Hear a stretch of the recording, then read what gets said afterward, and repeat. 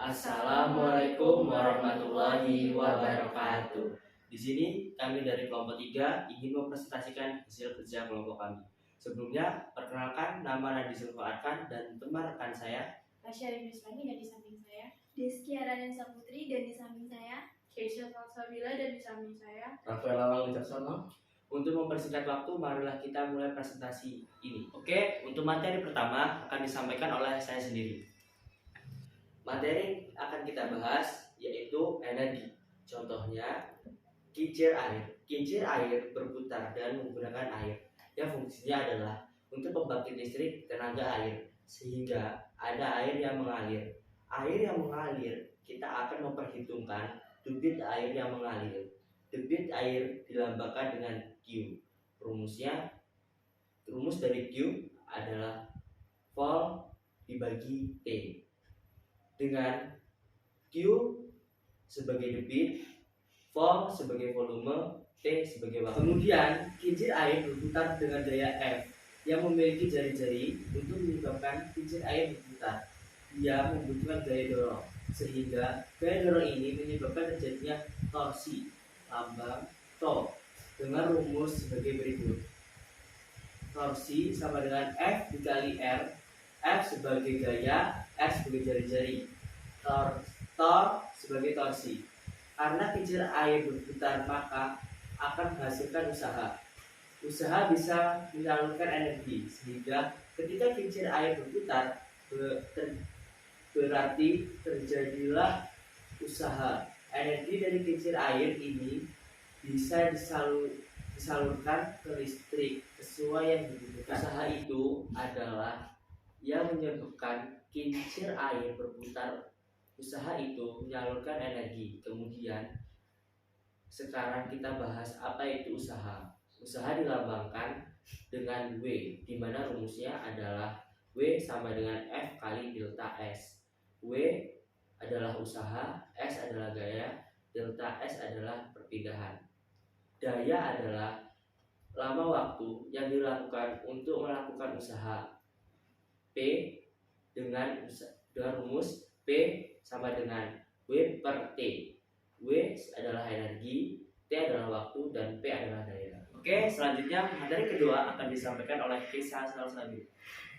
2. Bentuk energi. Energi kinetik EK ada karena ada benda yang bergerak dengan rumus EK 1/2 dikali M dikali V kuadrat. EK sama dengan energi kinetik satuannya joule, M sama dengan massa satuannya kilogram, V sama dengan kecepatan satuan meter per sekon. Energi potensial gravitasi EP. Jika benda berada pada ketinggian berarti memiliki energi potensial. EP sama dengan M dikali G kali H.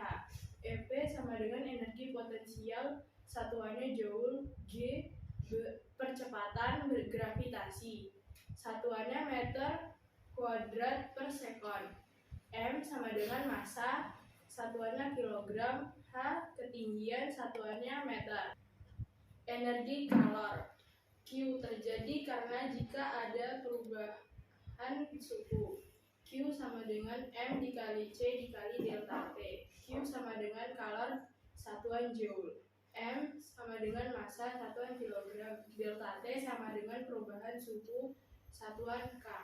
C sama dengan kalor jenius satuan joule atau kilogram K. Energi listrik W dengan rumus W sama dengan V dikali L dikali T. W sama dengan energi listrik satuan joule, V tegangan satuan volt, I sama dengan kuat arus satuannya ampere, T sama dengan waktu satuan sekon. Oke, terima kasih Bu Keisha Salsabila telah menyampaikan materi kedua. Untuk selanjutnya, materi ketiga akan disampaikan oleh Deski Aradensa Putri. hukum kekekalan energi dan konvensi energi. Hukum kekekalan energi maksudnya adalah energi itu tidak dapat dipindahkan dan tidak dapat dimusnahkan, namun hanya dapat berubah bentuk. Energi mekanik yaitu EM, di mana rumusnya adalah EM sama dengan EP ditambah EK. di mana EM adalah energi mekanik, satuannya Joule, EK adalah energi kinetik, satuannya Joule, EP energi potensial gravitasi, satuannya Joule. Contohnya bisa dilihat pada gambar berikut. EMA sama dengan EMB, yaitu EK A ditambah EKB sama dengan EPB ditambah EKB, di mana EKA adalah M dikali G dikali HA ditambah 1/2 dikali M dikali FA kuadrat sama dengan M dikali G dikali HB ditambah 1/2 dikali M dikali FB kuadrat. Jika jatuhnya bebas, maka F di A nilainya 0, HA nilainya AB tidak mungkin 0, HB nilainya 0. M dikali G dikali HA ditambah 0 sama dengan M dikali G dikali HB sama dengan 0 ditambah 1/2 dikali M dikali FB kuadrat. Jika diganti menjadi energi, maka EPA sama dengan EKB. Energi efisiensi ialah energi akhir yang dihasilkan tidak seluruhnya terkonversi. Misalnya saat menjatuhkan bola, lama-lama akan terjadi pantulan dan pantulan itu akan berhenti. Maka ketinggiannya semakin kecil. Berarti ada energi yang hilang. Dengan energi yang hilang, kita bisa mencari efisiensi, di mana efisiensi dilambangkan dengan N.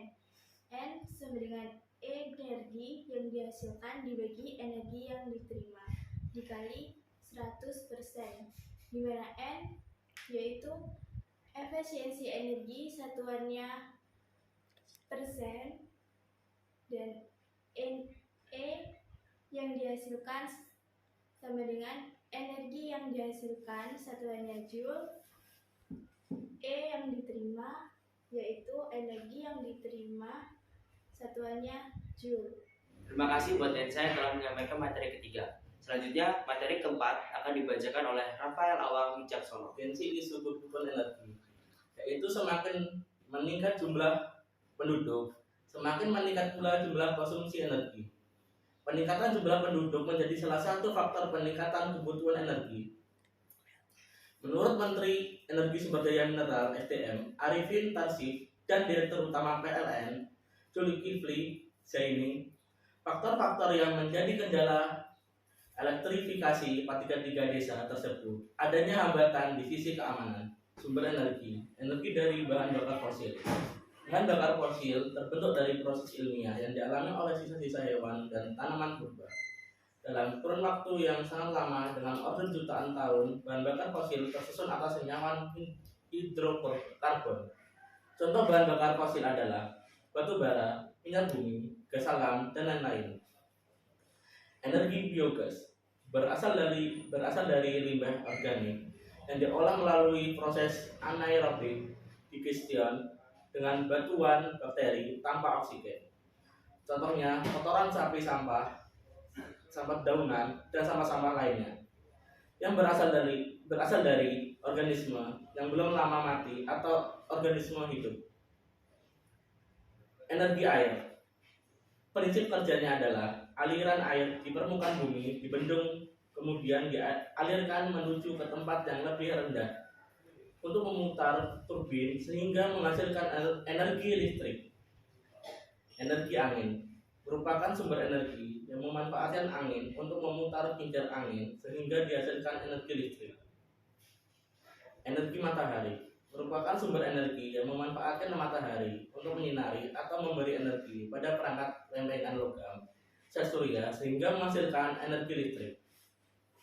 Pasang surut. Terdapat dua jenis sumber energi pasang surut laut, yaitu perbedaan tinggi rendah air laut saat pasang dan arus pasang surut terutama pada selat-selat yang kecil tekanan. Energi gelombang laut. Gerakan naik turun gelombang air laut tersebut memberikan tekanan pada turbin hingga turbin dapat berputar dan menghasilkan energi listrik. Energi yang dihasilkan oleh air laut memutar turbin hingga menghasilkan energi listrik. Energi panas bumi. Indonesia adalah negara dengan sistem hidrotermal untuk sumber geotermal terbesar di dunia, dengan potensi lebih dari 17.000 MW dan dapat menghemat 40% sumber daya panas bumi dunia. Oke, terima kasih buat Rafael Alwi Wicaksono yang telah menyampaikan materi keempat. Untuk selanjutnya, materi terakhir atau materi kelima yang akan disampaikan oleh Rasya Rindu Islami. Sumber energi terbarukan dan tak terbarukan. Sumber energi terbarukan merupakan sumber energi yang dapat digantikan oleh proses alami dalam kurun waktu yang sebanding dengan penggunaannya, sehingga tidak akan pernah habis. Sumber energi tak terbarukan merupakan sumber energi yang tak terbatas dan proses pergantiannya dalam kurun waktu yang sangat lama secara alami, sehingga pada akhirnya dapat habis. Dampak eksplorasi dan penggunaan energi. Sumber energi yang tidak ramah lingkungan dan pengolahannya menghasilkan sisa buangan berupa karbon yang merupakan salah satu gas rumah kaca. Hal lainnya perlu diperhatikan adalah terkait penggunaan energi. Upaya pemenuhan kebutuhan energi. Berbagai upaya telah dilakukan untuk memenuhi kebutuhan energi untuk menginstal berbagai masalah pemenuhan kebutuhan energi, termasuk Indonesia, berkumpul dan bersepakat hingga dihasilkan sebuah program yang disebut Sustainable Development Goal yang disingkat SDGs. Program berisi rumusan 17 target untuk mengatasi kemiskinan dan kesenjangan sosial serta masalah lingkungan. Salah satu program SDGs kaitannya dengan energi dan dampaknya pada lingkungan adalah SDG Affordable and Clean Energy, yaitu memastikan ketelitian energi yang ramah lingkungan bagi seluruh masyarakat. Sekian dari presentasi kelompok kami ucapkan terima kasih. Wassalamualaikum warahmatullahi wabarakatuh.